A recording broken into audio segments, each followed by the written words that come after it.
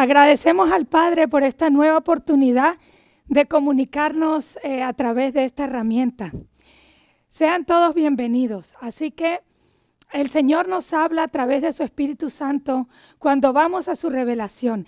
En esta oportunidad nos vamos a poner la lupa en la iglesia primitiva, porque nos fuimos a Hechos 18, 24 y encontré en la historia y en el contexto de la iglesia primitiva el testimonio de Apolos. Así que me llamó mucho la atención y quiero compartirlo con ustedes. La historia en Hechos 18 describe a Apolos como un judío elocuente de Alejandría. Así que nos ubicamos en una ciudad del Imperio Romano que, a lo que fui a investigar más profundamente, encuentra un contexto multicultural. Así que eran los judíos que estaban siendo helenizados en la parte de la cultura y la religión. Entonces, la elocuencia era el don de la oratoria. Pero vamos a ver cómo trabaja Dios en la vida de cada uno de nosotros. Apolo fue utilizado por Dios como un puente en la dispersión de las buenas nuevas de salvación. Así que habían allí muchos judíos inmigrantes. Una de las características históricas que pude observar es que el judío en aquel tiempo antiguo estaba muy preparado para debatir argumentos y tener diferencias y puntos de vista a través de la escritura. Es muy interesante recalcar, lo que llamamos la escritura en este tiempo no se refiere a lo que nosotros le decimos Nuevo Testamento, se refiere al Antiguo Testamento. Así que Alejandría era un punto de educación, era un punto culto, era un punto donde se debatían todas las teorías. Incluso la primera traducción de la Biblia, que se llama la Septuaginta, fue traducida desde el idioma hebreo al griego por primera vez en esta ciudad. Así que esto nos muestra las raíces del estudio. A ver, ¿cómo podemos ver el testimonio de Apolos allí? Dice la palabra, traduce que era poderoso en las escrituras. Así que él había conocido lo que se llamaba el anuncio de Juan. Estaba hablando sobre el bautismo de Juan. Era llamado un erudito, era llamado un sabio. El Señor usó su elocuencia para él poder comunicar las verdades del reino de los cielos. Pero ahí en ese aspecto me encontré a Aquila y a Priscila.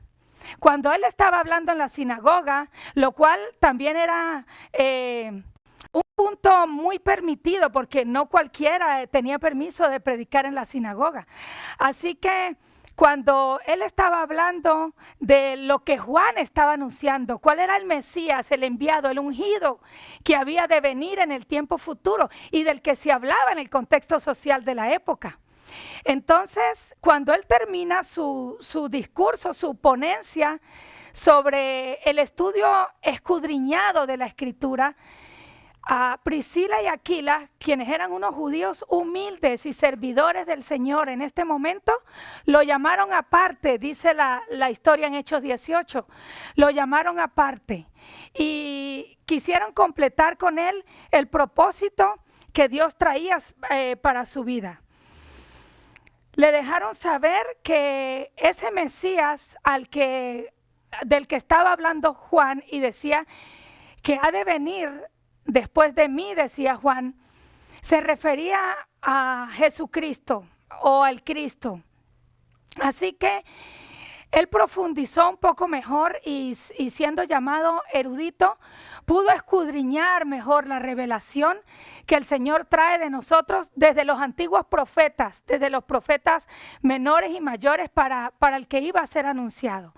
Entonces, nos encontramos en 1 Corintios 3:5, otra vez Apolo, y esto me llamó la atención.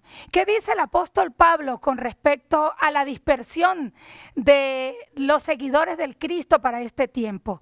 Él dice así: ¿qué pues es Pablo y qué es Apolos? 1 Corintios 3:5, servidores por medio de las cuales habéis creído, y eso según lo que a cada uno le concedió el Señor.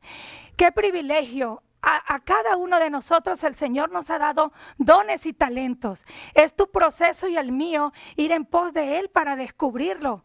El Señor nos ha hecho útiles en la medida de lo que nos da, de lo que nos permite. Y esto honra a Dios en todo. Es mi ofrenda para Dios y puede ser la tuya en tu comunidad. Apolos decidió no guardar silencio. Humildemente recibió la enseñanza que le había dado Priscila y Aquila en este momento. Esto es una enseñanza de humildad, porque el apóstol Pablo dice, solo somos servidores. Hermanos, esto es lo que somos tú y yo. Y mire lo que sigue diciendo el apóstol Pablo. Dice así, yo planté y Apolos regó, pero el crecimiento lo da Dios. Así, prestemos atención aquí. Así que ni el que planta es algo, ni el que riega son una misma cosa, dice, sino Dios que da el crecimiento. El tema de la agricultura a lo largo de la Biblia nos lleva la lluvia temprana, la lluvia tardía y en resumen representando el proceso de una semilla que tiene que morir para que dé fruto. La lluvia que viene a hidratar un terreno que es la vida espiritual tuya y mía, el crecimiento que el Señor sigue haciendo en nuestra vida. Y sigue diciendo el apóstol Pablo, lo dijo a los corintios en 1 Corintios 3 porque había división. Y me llamó la atención, decían en este momento, quiénes son de Apolos y quiénes son de Pablo y quiénes son como divisiones de grupos. Y es lo mismo que vemos hoy en día.